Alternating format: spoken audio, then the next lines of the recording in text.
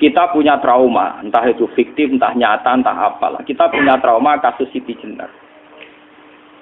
Orang yang mendalami la ilaha illallah secara intensif, ya, entah itu disebut kalimat sodo, bosuluk, boseloko, mbah kono pokoknya.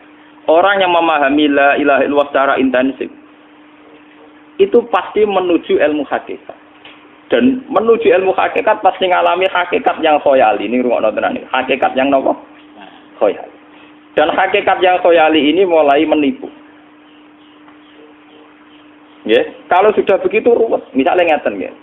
Ketika kula maca nggih diskusi ini utai perdebatannya Kalijaga mbek Siti Jenar. Saat itu ada Sunan Bonang juga. Kamu sujud pakai apa Kalijaga? Ya pakai jasad. Dari Siti Jenar. Daging kamu itu hanya onggokan daging. Nanti itu jadi bangkai. Dan setelah jadi bangkai itu habis. Kamu nanti ditulis Tuhan tidak termasuk yang sujud. Kebuat yang mbok sujud itu bentek. Mikir kan juga. Rugi ke sujud mbek bathuk mbek tangan. Jasad tem sampean ku entek. Ora ana sing crita kowe nak sujud mergo jasad itu mau sampean dadi bang. Lah nek ngono sujud ning hakikat ora usah bathuk, ora usah tangan, ora usah sikil, yo rohem iku lho kon sujud mbek pangeran. Nak sujud mbek fisik ku rugi wong fisik sampean. Mikir kali itu. Wong bolak-balik kali Joko ku mantan wali preman terus jadi debat pusing. Siti Jenar tahu belajar tak tahu meneng Irak. Yang jelas yang mulang gak sadar mau ora menangi. Wah, ini menjadi perdebatan. Sehingga keyakinannya kayak Siti Jenar, la ilaha illallah itu ya wahdatul wujud itu innalillahi wa inna ilaihi. Selama ini kalau orang syariat misalnya, orang syariat itu kalau ada orang mati, misalnya Kak Ruhin mati, aku kan muni innalillahi wa inna ilaihi raji'un, saiki Ruhin wis mati. Mati itu balik ning penge. Itu cara wong hakikat kan salah besar. Orang mati itu tidak ada. Cara ilmu hakikat dan orang mati itu tidak ada. Roh ini tersiksa di alam fisik. Jadi ruh-ruh ini tersiksa di alam fisik. Karena ketemu ning jasate ruh. Tersiksa dulu. Akhirnya apa mangane kudu kerja piring Jepang tersiksa roh. Asal roti memang tersiksa.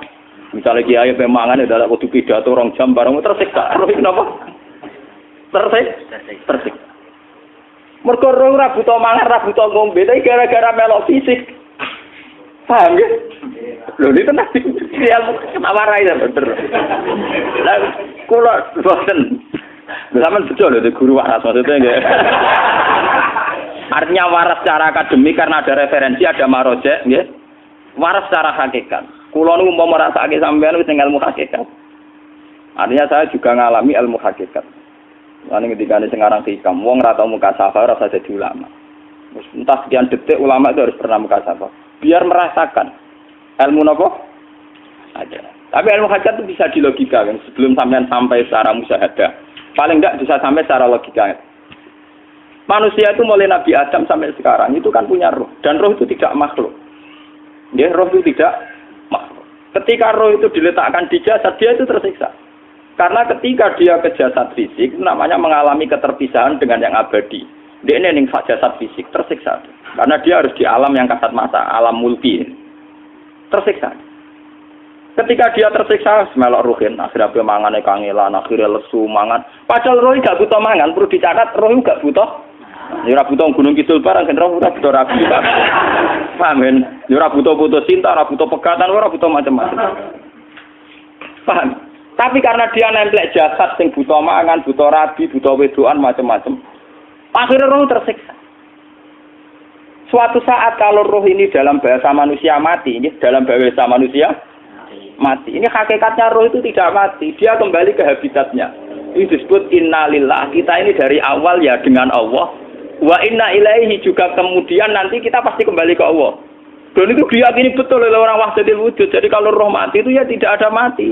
Roh sekarang itu kembali karena sudah lama mengalami keterpisahan mergo melok fisik-fisik dak ono kerja dasinan, ono nggo proposal ruwet roh melok. Paham itu? Kita di roh itu napa melok roh. Lah roh ya tersiksa ngaku ora butuh mangan, ora butuh proposal bocah ngalor. Itu tersiksa. Makanya dalam cerita-cerita Jalaluddin Rumi yang otentik di kitab-kitab begitu. Ketika beliau mau meninggal, muridnya itu nangis. Dari Jalaluddin Rumi, kamu jangan nangisi saya ini mau pesta, saya ini mau pesta perkawinan. Kamu tidak merasakan penyesalan saya. Saya ini lama menyesal karena harus hidup bersama kamu. Terus saya ini tersiksa karena ngalami alam yang rusak, yang fana. Alam yang fana.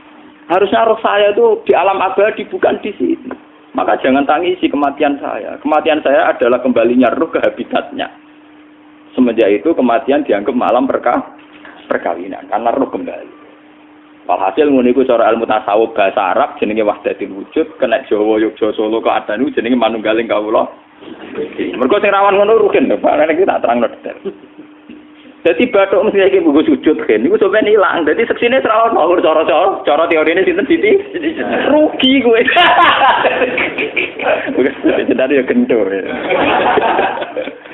Kali siapa mantan preman jak debat terus ora ngono mbok terus tak pateni kowe.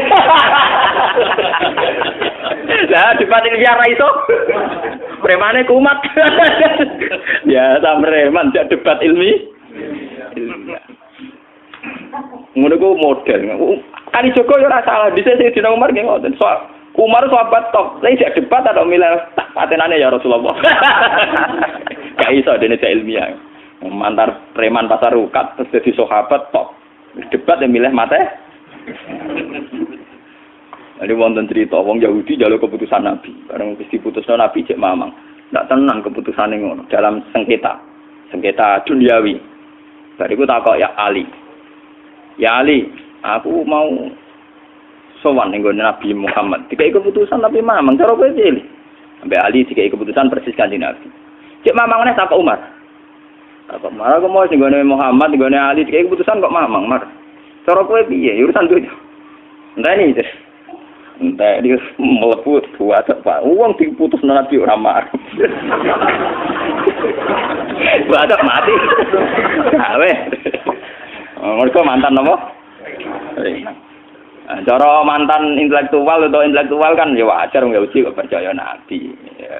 Kan bareng cara Ali ya gak percaya wis kandhani. Ora mesti ali tenan. Lah ora apa patene. Ya wajar wong Yahudi kok percaya Nabi, nek percaya ora situ Yahudi Muslim. Lah ali situ Gus Dur. Are Gus Dur ra beda piye tenang. Ali nyen ngoten watake ngoten. Nasibe padha. Ali itu ilmuwan yang jadi presiden gak sukses. Sing niru Gus Dur. Mergo ning dinggo nek wong pinter mimpin ra sukses. Wong pinter gampang maklumi. Lah misalnya kita jadi kiai wong pinter, Pak Yai santri ini pacaran, maksud itu jangan anak cerita besok. Wah ruwet, terus malah dalil zinalina subuh syahwat minan. Piye pondok tanpa pelaturan paham ya, ruwet dah. Mulane aja geman, iki kiai pinter teman-teman aja geman. Sing biasa wae ana syariate sithik-sithik. Sing kamane ana santri pacaran tersinggung, ana santri nakal tersinggung, sing ana rasane lha donya ana napa? Jadi nak meguru kula nu urusan ilmu semi hakikat, mon gitu. Sehingga kayak Siti Jenar, cara pandang Siti Jenar itu masuk betul ning gone pemikiran para santrinya. Kados Ki Ageng Pengging, siapa masuk betul karena masuk akal. Cara mereka napa? Betapa ndak ada artinya fisik ini. Nah, kalau semua fisik ini tidak ada artinya, kemudian yang ada artinya itu roh, perjalanan apa? Perjalanan roh, sehingga diartikan inna lillah wa inna ilaihi raji'un. Inna sholati wa nusuki wa mahyaya wa mamati ku lillah. Lah kemudian sekarang sampean tak tanya misalnya ini latihan ilmu hakikat. Wa mahyaya lan penguripan ingsun. Kalau ingsun itu artinya fisik atau jasad, itu keliru besar karena jasad tidak pernah hidup. Yang hidup itu roh. Paham ya? Sekarang artinya wama mati itu apa? Kematian ingsun. Kalau roh itu tidak pernah mati, berarti kematian roh adalah keterpisahan dengan yang agung atau yang abadi. Dan semuanya itu lillahi rabbil alamin. Sehingga mereka mengatakan kematian itu satu pesta. Mulane kados Bilal ditakoki, ya Bilal, ketika murid-muridnya nangis bergape mati, Bilal ge seneng ae. Godan nalqal akhibah Muhammad dan wakhisbah. Kalau nak mati malah senang tuh ketemu kekasihku. Sebab itu kematian tidak pernah jadi problem bagi mereka sing soleh, sing menembus ilmu hakikat. Paham? Tapi ilmu hakikat kayak ini itu yang diyakini Siti Jenar, diyakini Jalaluddin Rumi, diyakini para wali-wali wahdatul wujud. Dulu Syekh Husain sinten Al-Halal. Itu kemudian melahirkan prahara syariat. Prahara apa? Syariat. Sebab itu Wali Songo, oke Siti Jenar benar dalam filosofinya, tapi harus dibunuh. Karena menjadi prahara syariat. Sama dengan yang dikatakan Nabi itu benar, tapi menjadi prahara syariat. Akhirnya disomasi oleh Umar radhiyallahu anhu. Jadi sebetulnya sama, pola-pola ceritanya sama. Intinya sebuah ilmu hakikat harus dikawal napa? Syariat. Nggih kula bolak-balik, contoh paling gampang wit pisang. Wong nak mangan gedang kulitnya tetap dibuang. Tapi umpama gedang dari awal ora usah kulit, ra sido dadi gedang. Paham nggih? Meskipun kon ape dipangan ya dibuang. Tapi kita tidak bisa membayangkan pisang dari awal tanpa napa? Mbah kekeringan, mbah bosok, mbah ra sido dadi napa? Pisang. Terus pentingnya syariat lagi begini, gitu. Malah penting ngaji wali-wali syariat yang pinter kados Sunan Kudus, kados Sunan Bonang. Andai kan tidak ada syariat itu dunia pun mesti rusak. Contoh paling gampang masalah pornografi, porno aksi. Jadi jenar aja omongi ngono ibu ngakak-ngakak deh. Dari pangeran wis pirsa, kowe nek klambi pangeran ora tentu ora ya ora usah klambenan. Wong ora ana gunane. Kalau yang paling penting itu nazarullah, kenapa kowe klambenan barang? Wong kowe klambenan ora pangeran tetep pirsa. Nyatane si jenar nak mulang nggih coba klambenan lah intine napa? Dinya ada nabi Sunan Bonang. Nah, aku percaya kabeh nazarullah, ora usah napa? Klambenan. Tetapi teori ora usah klambenan yo dinggo tenan. Mulane nek pas do wiridan aliran sesat, ciri utama. Ora klambenan tenan. Lah ruwet to. Lho iki tenan iki cerita. Iki pentingnya ngaji nggih. Ben sampean ngerti variasi riwayat, kemudian kita orang syariat harus kayak apa, kemudian kenapa menjadi aliran wahdatil wujud. Nah terus kita ini kan orang syariat. Memang kelemahan orang syariat itu akeh kok sampean-sampean. Siji mesti ra kramat. Modele ora di dhuwit ya bingung. Rumet. Urip wong syariat lho napa? Dineng bojo wedi, dineng tangga wedi, pengaruhe menurun. Pancen orang syariat itu banyak kriminal tauhidnya itu memang jelas. Melane kiai-kiai peken nak ketemu kiai-kiai sing setengah jadah wedi mergo iso nebak atine. Ndekne meriang langsung. Sing kiai ora tau salat keramat padahal ngambungan wong. Sumudina salat 4 waktu kok ora tau keramat. Wong ape buah utang tanggane keramat apane? Sing kono ngawur-ngawur sowan pirang? Meriang oleh wong syariat ngadepi wong hakikat napa? Mulane jogeman gitu dadi wong syariat sing ngene iku bahaya. Nah kula mboten ngarah. Sampai dadi wong syariat sing ora keramat. Bahaya sekali itu bagi perjalanan agama.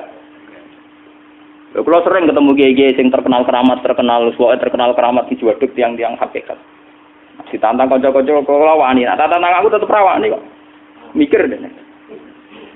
Karena orang yang sama-sama ke jalur hakikat tetap punya alamat, tetap wonten simahum biwujuhi min asaris. Cara pandangnya mesti sama. Kalau nanti ketemu murid, ya artinya yang ikut aliran Siti Jenar, dia ada sholat, ada apa, hidup di satu tempat gitu. Padahal dia bisa baca ihya. Dulu pernah mondok di Mekah, pernah di Irak. Itu ya meresahkan para kiai. Kemudian sebagian mereka minta saya suruh ketemu. Ya walhasil kalau ketemu. Ketemu pertama ya. Jenengan Gus Ba, tapi zaman roh jenengku teu pernah tak arani muka sapa. Nggih biasa mawon. Kula ora usah kenal jenengan nggih kenal. Dadi kula nggih biasa mawon. Lah niku pernah ngajar-ajaran. Lah Gus ning donya tak enteni mau turu-turu ngenteni mati ngono Gus kok repot. Jawaban kula terus ya. Sampai jare wong hakikat wong ngenteni mati barang. Ya mati yo saiki iku. Ora usah ngenteni saiki padha-padha wis napa? Wis mati. Ya saiki wis padha-padha wis urip. Wis padha kabeh. Nah cara ilmu hakikat itu kan terus sama semua. Napa? Sama semua. Tadi makanya itu tadi. Kalau baleni malih logika hakikat itu begitu ya. Roh itu ditiupkan oleh Tuhan ke kita. Kemudian roh karena ikut alam fisik, alam jasad, roh ngalami yang kita alami. Nggih. Ketika roh ngalami yang kita alami dia tersiksa. Nah, ketika roh sudah terpisah dari jasad yang mengekang, yang memenjara ini, dia senang terus kembali ke Tuhan. Ini disebut innalillahi wa inna ilaihi. Lah jasad ini kemudian menurut ilmu hakikat enggak ada gunanya sama sekali total. Hilang di telan tanah. Lah kalau begitu jasad iki nak mbok agul-agulan. Gusti bathuk kula tak nggo sujud tangan kula ndi buktine tangan wis ora ono. Bathuk wis ora. Mulane dari Siti Jenar, hanya wali bodoh kayak kalian yang punya ajaran bodoh begitu. Malah rasupan terus. Mulane Sunan Kalijaga semangat kon mateni mergo tambah omongane glodro ndi. Tapi yang enggak disadari Siti Jenar yaitu tadi. Inti dari ilmu hakikat itu kan tunduk sama kersane Tuhan. Kalau sudah tunduk pada kersane Tuhan, kalau kersane Tuhan roh kita harus di jasad. Dan wujud jasad kita ini juga karena kehendak Tuhan. Kenapa yang wujudnya jasad yang karena kehendak Tuhan engkau ingkari? Sementara wujudnya roh tidak kamu ingkari. Toh wujudnya jasad ya bi iradatillah wa bi masyiatillah. Wujudnya roh ya bi wujudit bi masyiatillah wa ira. Harusnya fungsi jasad juga harus kamu akui toh Siti Jenar. Wong sekarang kita punya jasad ya bukan karena kita, karena kehendak Allah. Kenapa kamu ingkari? Berarti kamu ingkari kehendak meneng Siti Jenar.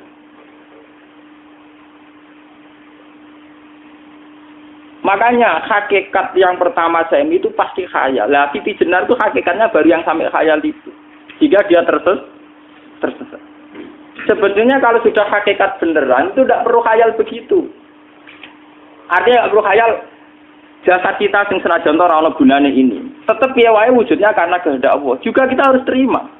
Apapun kekurangannya, apapun kenaifannya, ironisnya harus kita terima. Ini sebagai bentuk penerimaan kita pada masyiatil. Begitu juga keadaan roh kita sebagai penerimaan atas masyiatil. Meskipun ada teori-teori roh yang lebih valid. Lebih valid misalnya begini. Kanjeng Nabi itu suatu saat ininya terputus karena perang Uhud. Itu Kanjeng Nabi nggih dolanan drijine ini. Napa cara niki napa jari jemari Nabi putus. Iki dolanan. Jadi Nabi sendiri kadang sering ngajarkan ilmu hakikat. Hal lagi illa usbun udmiyat wa fi sabilillahi ma laqitu. Kowe ora trimo fisik, bentuk fisik jari jemari sing ditetir berdarah. Tapi nak kue fisabilillah ayo wis balik ning habitatem. Sehingga kenapa para sahabat itu ketika dicincang, ketika putus tangannya, putus kakinya, sahabat yang usul ke ilmu hakikat itu malah senang. Karena jasad kita ini kan ila sabilillah menuju jalan Tuhan. Sekali dia sudah terluka fisabilillah itu sudah menemukan formatnya. Cara teori Cina sudah menemukan formasinya. Paham gitu? Ora kok malah ngeluh itu berarti goblok kok ngeluh. Paham enggak? Paham napa? Jadi, makanya Nabi ngendikan ya itu sudah ketemu formatnya. Ketika rohnya para syuhada nanti kembali ke Tuhan ya ketemu formatnya lagi.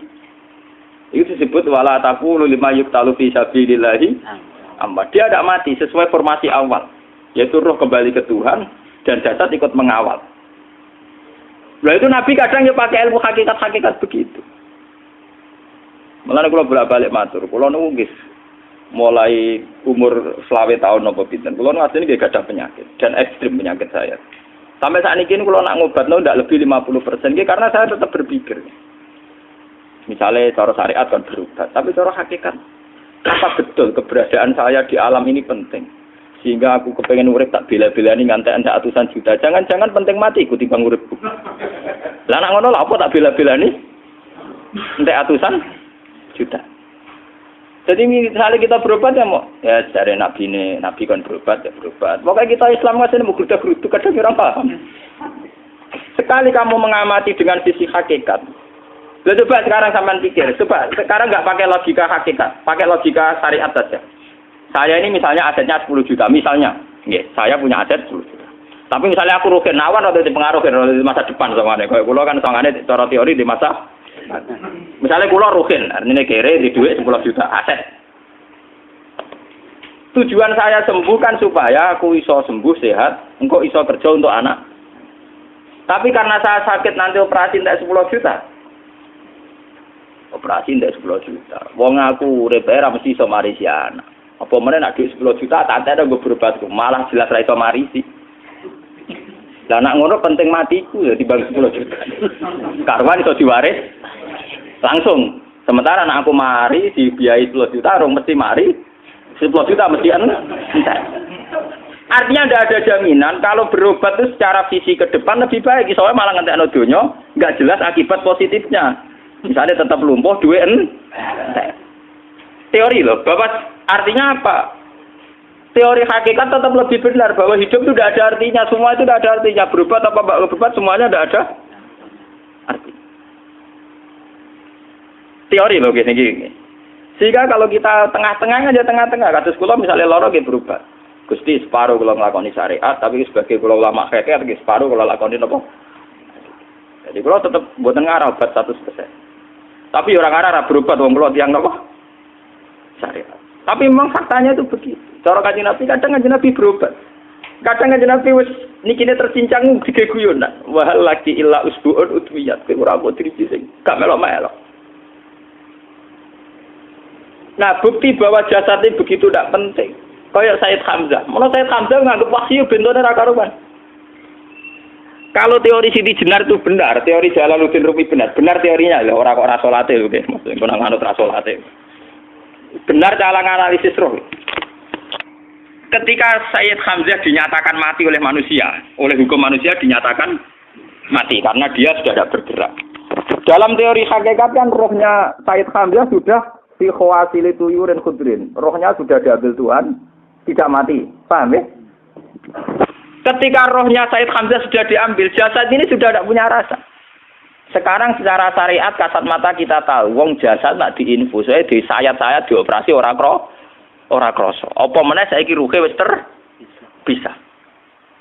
Lah ya jasad itu cek gampange, dioperasi dibius saja terus tidak kerasa. Apalagi rohnya sudah diambil.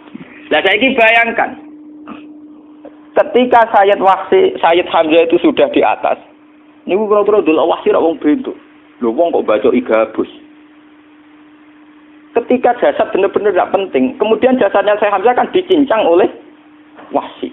Ketika rohnya sudah diambil kan Hamzah tidak merasakan. Berarti Sayyid Hamzah guyu-guyu wahsi. Wahsi cek bentuk nih gabus dicincang.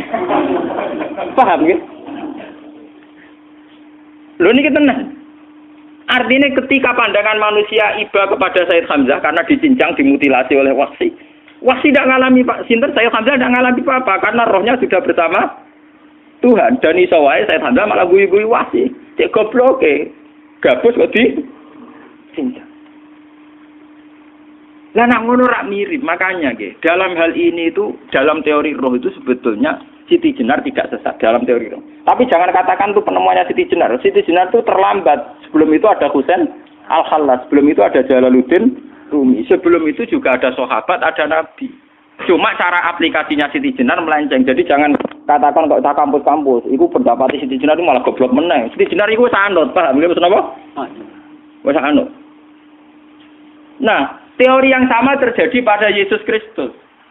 Ketika Yesus misalnya secara lahir dicincang, dimutilasi, diapakan oleh orang Yahudi. Sebetulnya rohnya dia sudah bersama Tuhan, kembali ke Tuhan Bapa, nah cara Kristen. Nah cara Islam ya balik ning pangeran. Andaikan itu iya, itu ya ada masalah karena hakikatnya dia tidak dicincang, tidak dibunuh. Andaikan iya lah, tentu menurut Islam yang dibunuh Yudas atau siapa itu yang masuk bialah. Tapi sama sebetulnya teorinya sama. Kalaupun iya ada masalah. Oke, kalau misalnya Nabi Isa karena ada kontroversi menyangkut dia atau Yudas. Sekarang yang Zakaria dan ya. Zakaria Yahya itu dicincang betul oleh orang Yahudi, matinya dimutilasi. Tapi dia tidak apa-apa. Karena ketika beliau dicincang, rohnya sudah diambil. Ini rumah tenan kan, ben kira untuk kendel mati paham kan ya. Jadi maksudnya ini kalau ajari, nak mati itu tidak problem. Ini kalau urip mati loh. Nah ini bersamaan paham ya. Kaitan la ilaha illallah ini nanti semuanya sama kaitan sama apa? La ilaha illallah. Ini nanti ujungnya sama dengan la ilaha illallah. Begitu juga seterusnya. Misalnya Yahya kalian sinten? Zakaria. Ketika Tuhan ditanya, jadi tenggene alam malakut pangeran ditakok, ya Allah, Yahya dan Zakaria itu kan hamba pilihan engkau. Ketika dicincang kok jenengan biarkan. Endi Yahya Zakaria dicincang? Aku iku ora goblok dari pangeran. Sedurunge dekne dicincang jasate ruhe tak jupuk. Dadi dekne ora krasa blas. Begitu juga ning tafsir-tafsir sampean lihat wa Maryama. Sayyidah Maryam yang istrinya Fir'aun. Itu kan dia iman sama Nabi Musa. Asiyah imro'ati napa? Fir'aun. Asiyah imro'ati Fir'aun, ya. Itu kan dihukum oleh Fir'aun. Ketika mau ditumpahi napa? Batu besar. Iku Allah ketika di pangeran, ya malaikal mauti, cepat ambil rohnya sebelum dihunjami batu besar. Terus rohnya diambil. Sebab itu dalam hukum Tuhan, Tuhan itu tidak merasa bahwa Tuhan membiarkan Asiyah, membiarkan Hamzah, membiarkan Yahya, membiarkan Zakaria. Dalam hukum Tuhan, semua orang ini roh-roh terhormat. Akhirnya nak anggo teori iki sing nyincang malah goblok, wong gabus goblok cincang ngono. Dadi nak anggo teori iki malah berbalik, sing goblok sing nyincang. Paham? Yo ora kok sesuai sampean kiaskan saja. Wong dibius wae disayat-sayat gak krasa. Kaya apa nak ruhe bener-bener wis tercabut terpisah. Rasane ning ndi? Iku sing disebut wala taqulu limayuk talu fi sabilillah napa?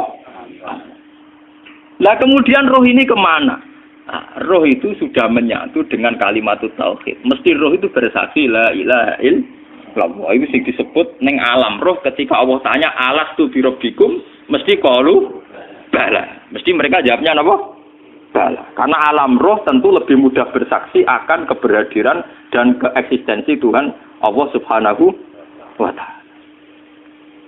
Paham ya, ini zaman penting. Nah, ketika kalimat tauhid sudah menyatu kayak begini, itu mesti kalimat tauhid sing mesti langsung untuk swarga. Itu dimaksud Nabi mustaiqinan biha qalbu mukhlishon biha qalbu. Ati itu qalbu kan nggak bisa kamu artikan jantung atau liver kayak teori modern sekarang. Misalnya qalbun itu apa? Dari kiai qalbun itu jantung. Nak ngono beda mek liver. Lah nak liver apa kabidun niku akal-akalan aja padha ora paham. Bahasa kolbun, fikrun, aklun itu sesuatu yang misteri. Roh ini kemudian dengan kalimat tauhid sudah menyatu disebut mukhlishon biha kolbu. Ada tingkat kemurnian hubungan roh dengan kalimat tauhid. Lah kalau begitu pasti dakhalal jannah. Karena tidak mungkin kalimat tauhid kok di neraka. Lah ini mau masalah-masalah hakikat. Wong sing gak tahu petualangan hakikat, momene sing sering bingung bakas duit, bayar kredit, utang jatuh tempo. Ora usah melok mikir, utek wis entek go mikir duit.